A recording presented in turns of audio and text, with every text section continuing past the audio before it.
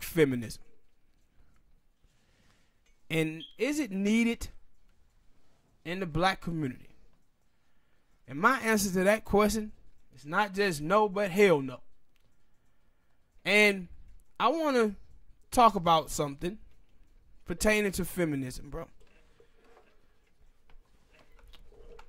Now, people, when you see people who call themselves black feminists, for the most part, there's some black feminists out there who got into, being feminists. And I see some of them that's real. But I want people to understand that what we watching here with the feminist movement, what we watching is a bunch of suburban black people, suburban black folk that didn't know they was black until like 2013, 2014 with the death of Trayvon Martin. These are people who grew up in their communities. They had identity issues. And in their whole life, they've been trying to fit in. Before Trayvon Martin got killed, they was over there in their community, pretty much had a white identity their whole life. But white people didn't accept them. And then, because they were so anchored in whiteness, when they got around African Americans did not understand why they were the way they were. So they poke fun at them. But then when Trayvon died, what you have now is all of these people, it's cool to be black. So now these black people are basically culture appropriating their own race. But the thing is, they're not very educated about their own race. So you see some of these feminist women and they say black men are patriarchy because of their proximity to white males. These same black women will be dating white boys. This is the thing that never made sense to me about white women smashing on patriarchy. Because they lay in the bed every night with that patriarchy. See, it ain't that they have a problem with patriarchy. They love patriarchy when it benefits them. See, some of these black feminist women be saying them sleeping with white dudes are their reparations. Them securing a bag. But they could never name you anything that black men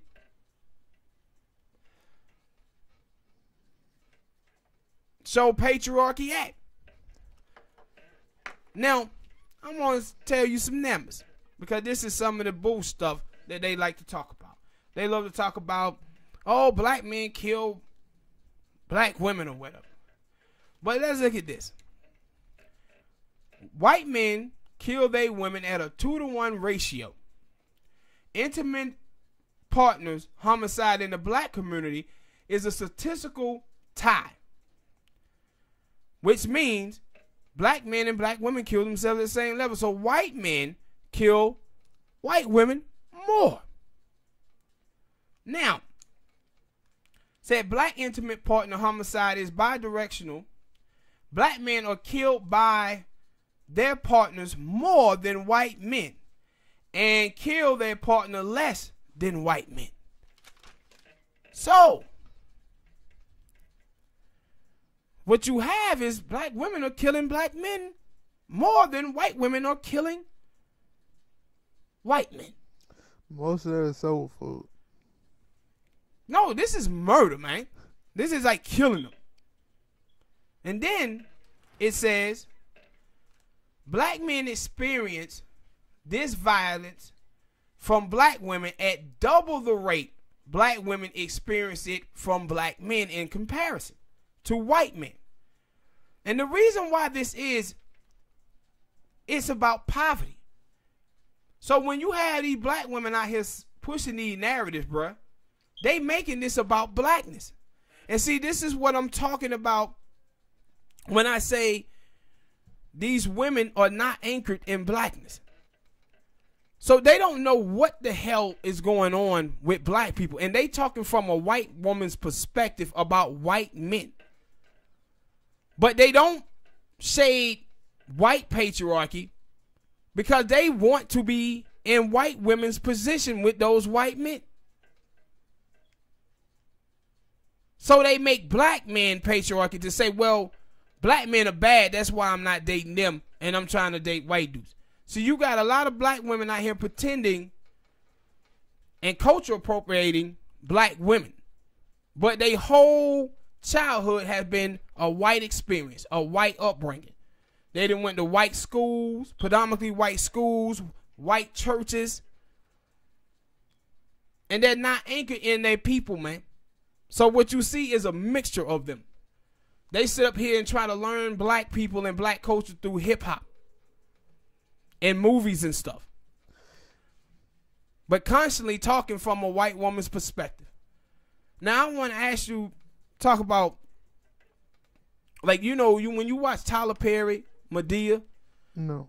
The reason why that movie was so popular amongst black people is because Madea remind people of their grandmothers. But think about what a powerful figure she was. This is what we grew up with in our community, in the black community, always with Big Mama. But you think about your mama. Think about if your daddy went in the house and told your mama, get in the kitchen and fry me up some fish. Your mama would have went across your daddy's head with that goddamn frying pan. And you know that what would have happened.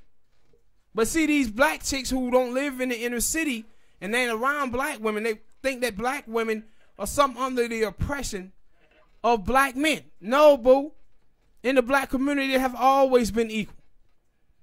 Black men ain't punking no sisters. They get their ass whooped. By they brothers, they cousin, Uncle Bobo, Debo. I said, these black feminist chicks ain't lived in no hood. Ain't been to no inner city. And you can tell it. Because they be talking about sisters like sisters are getting punked on. No. I told you, I won't even pay attention to them. I look at that and I say, like, sometimes I don't, because I don't go on Twitter, but when I read a comment off of something, I say, that's a 50%. That meaning, that's that 50% who will say these dumbass things because they never have to, like, they never dealt with it before. They only looking at stuff from seeing it on TV or something like that. And once you see stuff on TV, a lot of times, depending on what you're looking at, it'll paint everybody on TV can get painted in a bad light. But and see, the thing that gets me is that these people are basically suburban blacks and flag Twitter, what I call flag Twitter. And flag Twitter is Nigerians, Caribbeans, and Haitians. All of these people, man, grew up in the suburbs, not anchored in blackness. These people are basically our goddamn doppelgangers. And they're not anchored in our experiences whatsoever. But those are the people who are in media talking for us. And when I hear these folks, I said, man, y'all make black women sound like they soft. And I never been around a black woman that was soft in my life. I said, I want you to think about something. This is our history of black women. You had Angela Davis, Assata Shakur, Kathleen Cleavers, Harriet Tubman, Maya Angelou, Sarah Chisholm, Rosa Parks, and I can go on. Now I want y'all to ask me how many white women that you know that was that outspoken. How many white women heroes do you know of your past like that? You don't know none because they was really being quiet out. Black men ain't never stepped on black women. And there was a poll come out that says that black men are the least gender biased and the most progressive on women issues. But these black feminists is out here talking about black male toxic masculinity. And I'm like, man, what you're talking about is a creation of poverty, Jim Crow, slavery. In any place in the world where you have poverty, you have domestic violence. And see, this is the thing that gets me the most, is that it's funny that when white conservatives say, what about black on black crime? We know that that's a myth because people commit crimes wherever they live. Wherever they live. But somehow when it's black men doing things to black women, it also, no, black men are bad. It is black men on women crime. And the numbers show you that I just read, and I'm going to put them up so you can see it on the vid, that no, black women actually kill black men more and commit domestic violence against black men more. Against black men more. And all of this stuff is about poverty, man. This is another reason why we need reparations. See, black people don't understand how us being held out of wealth for 244 years and 100 years of Jim Crow affect us in our life. Like, I saw a thing yesterday where they said 70% of black men don't have children. Don't have children. And I always would say, when I grew up as a young kid, with my friends and stuff, and my friends who didn't have fathers in the home, my friends never said, man, my dad live over here, he just ain't doing his job. My friends would say they didn't know who their dad was. They didn't know who they was. And it's because, man, black women, because of the place that we sit here in this country and what have been done to us, a lot of our sisters out here are having survival sex, bro. And as well as the black men. They having survival sex. And I said, that's why you see whatever dude in the hood or whatever who displays a form of patriarchy, have the nice J's on, nice shoes, nice clothes, may have a car with some rims on. Them dudes in our neighborhood always got 4 or 5 baby mamas. Them other dudes who is making all these babies in our neighborhood. They said that 78% of women are trying to achieve dating status with just 28% of men in America. And that's what you see in the inner city. You see a lot of our sisters out here having survival sex, bro. And they having sex with dudes, 3, 4 dudes, and they don't know who the father is of their children, man. Yeah. And this is all, like, when you talk about R. Kelly, the reason why them girls that was over there at R. Kelly house, because R. Kelly was taking advantage of those girls' poverty. He was using his capital to take advantage of those girls. When you see the rapper Future with 10 baby mamas. Now, all of these girls, known out there in the streets. Everybody know how many baby mama Future have. And these girls are still laying up with him. Why y'all think they are? You seen how he mistreat them other girls. How he dished his son off so he can try to sleep with a girl. And then when she didn't sleep with him, he wouldn't even give her a plane ticket back home. So what you see is that we don't take into account white people have gotten us to blame ourselves for our oppression. And that's why I always say in the 1930s, unemployment rate was 70-some%, and white people was effed up during the Great Depression. The Polish, the Irish, the same violence that you see in the black community today. Numbers back in the 30s. But now you got these feminist women out here who come from the suburbs that don't know anything about black people and the struggles of black people, paint this narrative of black men being patriarchs. Black men runs no level of government. 89% of politicians are white in America. Then one girl say, well, black men, they get protected by the justice system in rape. Really? Black men are 6% of the population and make over 60% of men who are exonerated for rape. So no, boo. No, actually, black men are being charged with rape when they didn't do it. So no, the justice system ain't protecting them. They going to jail. Stop making black men into white men. That's what you doing. And I said, you know who is the closest thing to white male patriarchs who get away with rape? White women. Because if you look at all of the white women who keep raping all these little boys, how many of them going to jail? Couldn't tell you. Not that many. Ain't that many. They getting slapped on the wrist. But that's who the closest to white patriarch, white women. And those are the women who enjoy the benefits of white patriarch the most. It's white women. The most protected group in the country is white women. And that's what don't make any sense at all. Black men are patriarch because of them just being men, being proximity to white males, while they up laying up with white males.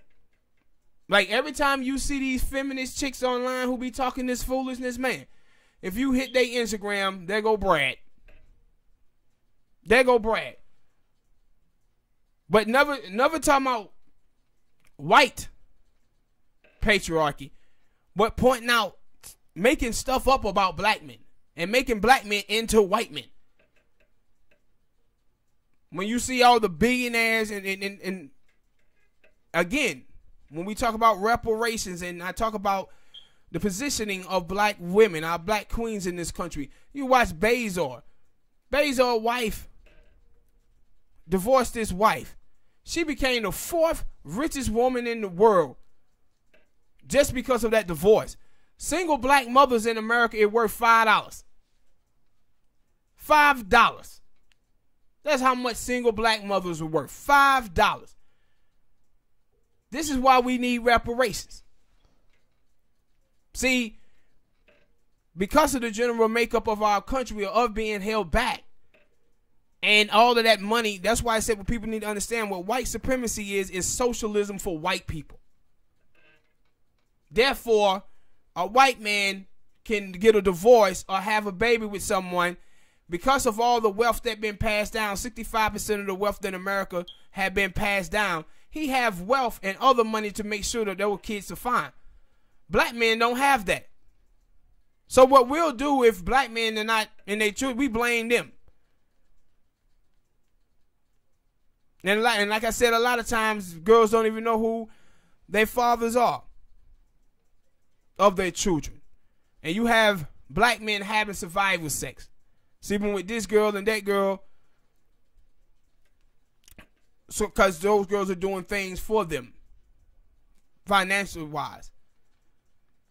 But they have totally got us to blame ourselves for our own oppression, and we have fallen for it. And that's what you see from these black feminist women. I said the whole domestic violence stuff between black men and black women in this country, man, this is strictly about poverty. And you see the same numbers over there in the white community and the Hispanic community. But they would tell you it ain't their job to focus on what goes on in other racist community. No, that ain't what it is. What they truly believe the stuff that they say. And anytime you talk to these girls on Twitter, man, and you start trying to, I see black women on there all the time trying to educate these sisters, and they'll call them a pick-me. You're a pick-me. You're a pick-me. You just dying for some black man to marry you. No, you not dying for some white dude to marry you. Like you see white men on TV every day crying, can you please bring back Amber? Knowing damn well 2 days before he threw her behind the old meat department. But they out here talking about black men being patriarch of all things. It's more black men in jail in America than it is women across the world. Black men lead in death. And they say black men have toxic masculinity. How the hell can you frame black men as having toxic masculinity when black men are the biggest victims of other black men's killings? That's just like people saying Muslims are terrorists when they the biggest victims of terrorism. It don't make any sense whatsoever. Black men is in jail the most, the least employed, the more underemployed. Like blacks and women and gay people lead black men in every other category, but somehow we patriarchs around here. Come on, man.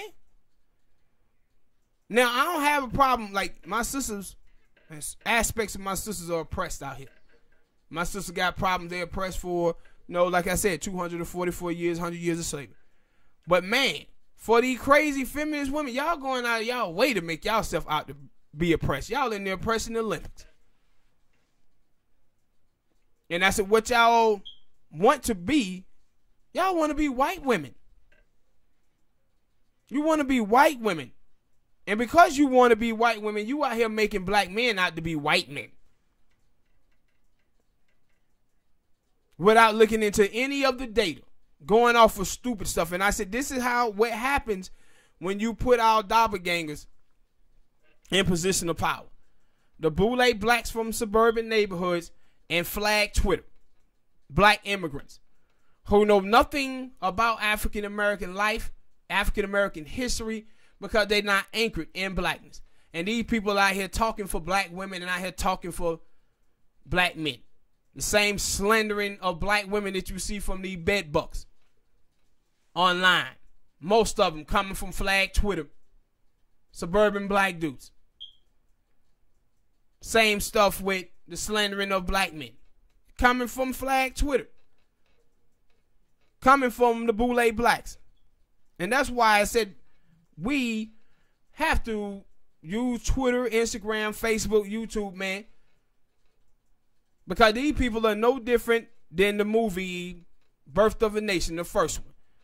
Where they was dressing up as blackface, had black men run around raping white women and stereotyping us of having toxic masculinity. Now white people don't even have to do it no more because they got suburban blacks doing it. They don't have to stereotype black women as being angry and militant anymore because now they got suburban black men doing it. And then what's bad about it is they giving all the other suburban blacks and good black immigrants bad names. So we start talking about that. Black immigrants and black feminists, and they like, wait a minute, not feminists. I'm like, boo, I ain't talking about y'all. I'm talking about these other motherfuckers. See, the good people, the good black folks, end up fighting each other for the bad ones, bro. Because the bad ones be out here running their yap. What's your thoughts on it, boss man? I ain't got none. You right. And I said, this stuff got to stop, bro.